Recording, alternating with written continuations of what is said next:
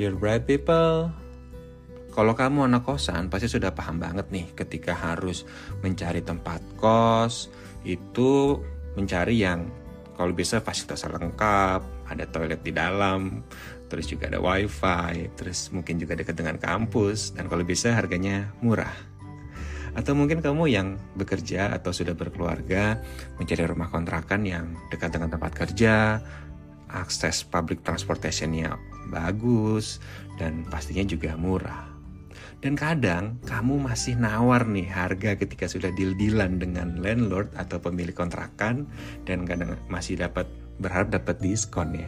Nah tapi nih teman-teman, saya di sini di tempat saya belajar saat ini di Adelaide, South Australia, itu lagi parah banget untuk mencari akomodasi. Bahkan kita sudah menaikkan tawaran rent kita, harga sewa kita, itu masih ditolak juga. Nah, mau tahu ceritanya? Bersama saya Dimas P. Muharam di Perantau Ilmu. Assalamualaikum warahmatullahi wabarakatuh. Halo bright people, salam sehat, bahagia dan juga sukses selalu ya buat bright people semuanya dimanapun berada. Masih bersama saya dari kota Adelaide, South Australia, menemani saya studi S2 ya di University of Adelaide. Dan saya ingin mengucapkan terima kasih buat bright people semua yang sudah subscribe, follow podcast Perantau Ilmu ini baik di Spotify, Google Podcast, Apple Podcast, dan juga platform-platform yang lain, agar kamu selalu mendapatkan update dari podcast-podcast yang baru masuk. Nah, jadi kita mau cerita nih soal satu rivalitas yang agak unik nih ya. Kalau misalnya rivalitas itu biasanya adalah rivalitas dalam prestasi, misalnya kalau teman-teman di sekolah atau di kampus itu bersaing prestasi dengan teman yang lain, atau mungkin rivalitas dalam dunia olahraga atau kompetisi seperti rivalitas di kota Manchester, Liga Inggris antara Manchester United dan Manchester City, yang sebetulnya 10 tahun terakhir ini agak nggak imbang ya persaingannya, menyedihkan memang sebagai fans Manchester United. Atau juga Derby of England antara Manchester United dengan Liverpool. Nah di sini rivalitasnya itu adalah bersaing untuk mencari akomodasi yang layak. Jadi pengalaman terakhir saya kemarin, karena saya di sini sudah 2 semester, jadi ketika border open di Australia kemarin bulan Desember, setelah saya tuh dapat beasiswa Australia Awards, kira-kira awal tahun 2021 ya pengumumannya, saya daftar tahun 2020, diumumkan tahun 2021, dan akhirnya baru bisa berangkat di awal tahun 2022 itu karena Australia selama 2020-2021 mereka border close kan, tidak ada terima migrate yang masuk gitu kan. Nah dan setelah 2 tahun itu saya berencana untuk mengajak keluarga saya untuk ikut menemani studi di Australia sini. Selama 2 tahun ini saya hanya bersama carer saya dengan adik saya di sini. Jadi waktu datang itu relatively mudah lah untuk cari akomodasinya karena kan hitungannya sama-sama single dan tidak bawa anak kecil gitu ya. Jadi saya selama 1 tahun ini tinggal di apartemen yang ada di CBD, pusat kota Adelaide-nya, dekat banget dengan kampus, tinggal merem lah ya. Ini nama tempatnya tuh Uni House, yang katanya dulunya di sini Raditya Dika tuh juga ngekos di sini tuh pas dia dulu kuliah di University of Adelaide. Nah, karena saya ingin bawa keluarga, jadi saya harus cari dong akomodasi baru yang lebih layak buat keluarga. Karena di sini hanya 1 kamar, dan ya meskipun kalau mau dibilang cukup ya cukup aja ya untuk saya sekarang dan mungkin juga dengan istri dan 2 orang anak balita.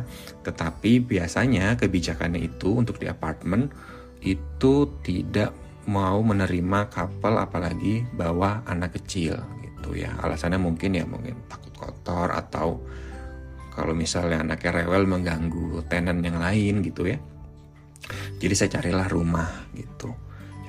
Yang pertama itu Oh ya, kalau di sini itu cari rumahnya itu agak beda ya dengan kita di Indonesia ya. Kalau kita kan pakai kayak semacam OLX atau cari di marketplace gitu. Sini juga sama, ada pakai marketplace, tetapi semuanya itu biasanya sudah dipegang oleh property agent.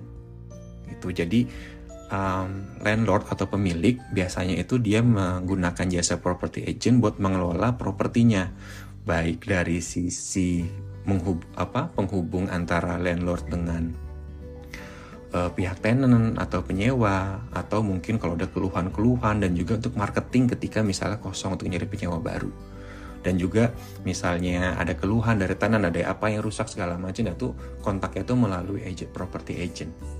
Nah, jadi property agent ini adalah yang mengiklankan di situs-situs tadi untuk marketplace property. Seperti kalau di sini tuh di Australia ada realestate.com.au, ada domain.com.au, ada apa lagi ya? Ada di Gumtree juga ada. Terus juga ada di tenantapp.com.au. Jadi banyak aplikasinya, dan biasanya satu properti itu diiklankan ke semua platform itu biasanya. Nah, itu karena dikelola oleh agent, jadi harganya itu biasanya ya kamu mungkin nggak mungkin menemukan ada yang properti bagus tapi murah, atau properti jelek tapi mahal. Tapi karena mereka sudah ya pasti ada konsensus lah ya antara properti itu, jadi harganya ya standar. Dan karena di sini tuh dan juga di Australia pada umumnya sedang rental crisis, dan juga karena inflasi ya, jadi semua harganya itu naik gitu loh. Pertama harganya naik, kedua langka gitu. Langkanya kenapa? Saya sempat tanya juga sama temen, dan katanya itu semenjak border close kemarin, dan karena di Adelaide itu aturan mengenai COVID itu relatively longgar ya. Dan karena kan di sini awalnya itu Adelaide itu adalah kota yang nggak terlalu rame lah. Nah, itu banyak orang-orang imigran dari luar itu yang dari interstate datang ke Adelaide.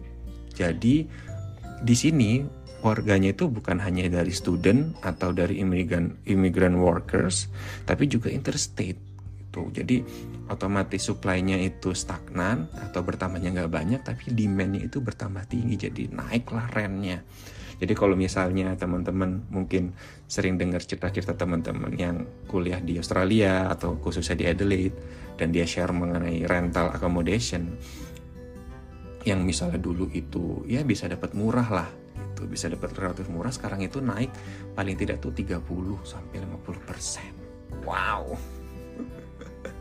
Sedangkan uang tunjangan untuk beasiswanya itu tetap semenjak 10 tahun yang lalu, tapi untuk kebutuhan pokok lalu juga rental yang porsinya paling besar dari kebutuhan kita tuh naik gitu. Tapi ini kita bahas di kesempatan lain lah ya mengenai kebutuhan hidup di Australia ini.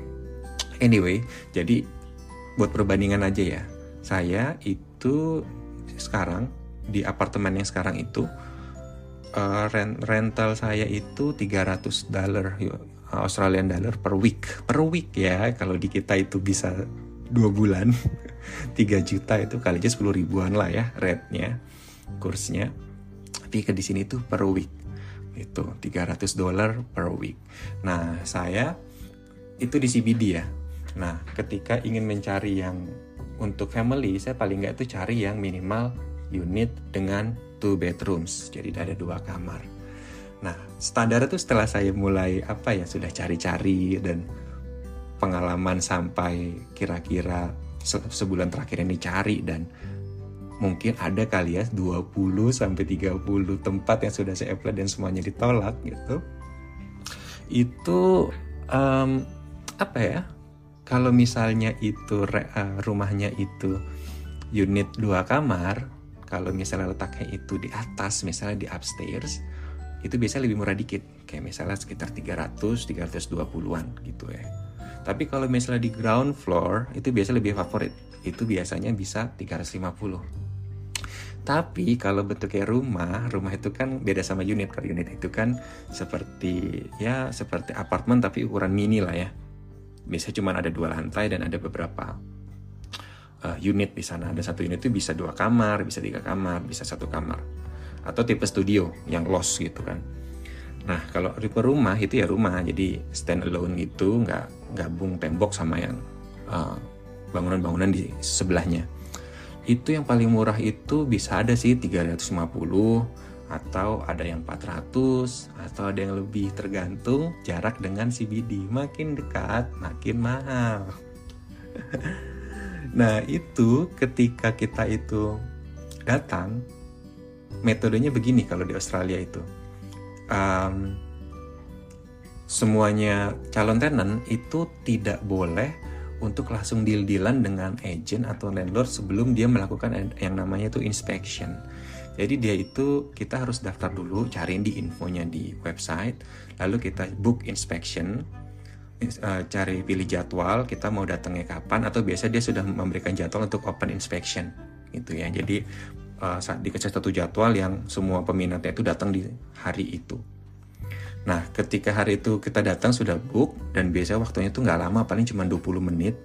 Itu teman-teman, Brad People yang datang itu bisa sampai 50 orang loh.